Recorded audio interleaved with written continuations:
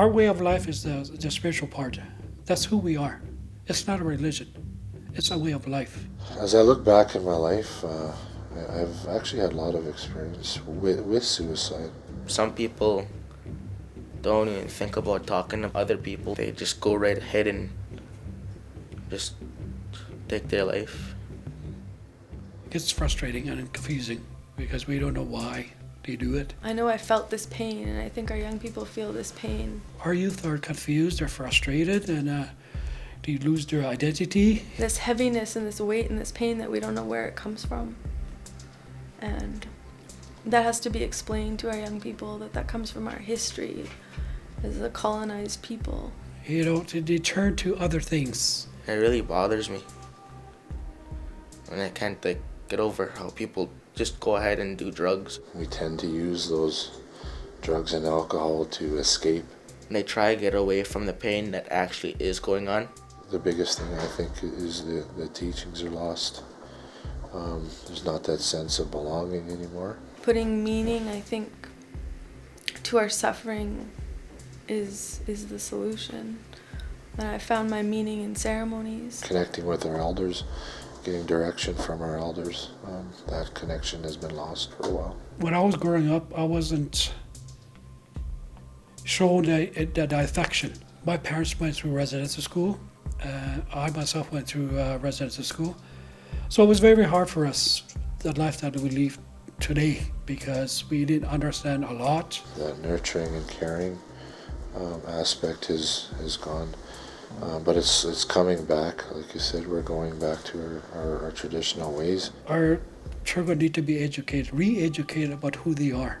I don't only see it in our First Nation communities, but I see it in a lot of other cultures are adapting our ways. And I'm very, very, very thankful for this culture that I have, to be proud of it. And I still have my language, which is a big asset to me. And that's what helps me to talk to my ancestors, for guidance. So this is what we need to teach the younger generation. Bring back our history, our culture, all the things that's necessary in our lives, bring it back. The elders need to speak up. They need to, the grandparents, the grandmothers, the uncles, aunts, they need to tell their story.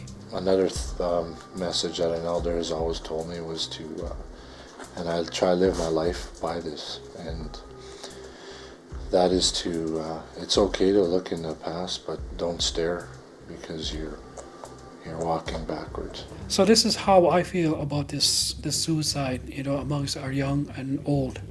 It needs to stop. And we can prevent it, but we need to listen. First, we need to listen. I tell myself every day not to do drugs and try not go under the influence of my peers trying to push me into it. I think if we don't know what's causing our pain, then it makes it unbearable. But if we understand where it comes from, if we know that some of that isn't ours and that it was just passed down, then it gives it meaning and it makes it bearable. With every individual, no matter how hard things get, there's always that one reason to live and to go on. And this is where we need to come together and put our problems aside and our differences, and just to work with one another and support one another, respect and love one another.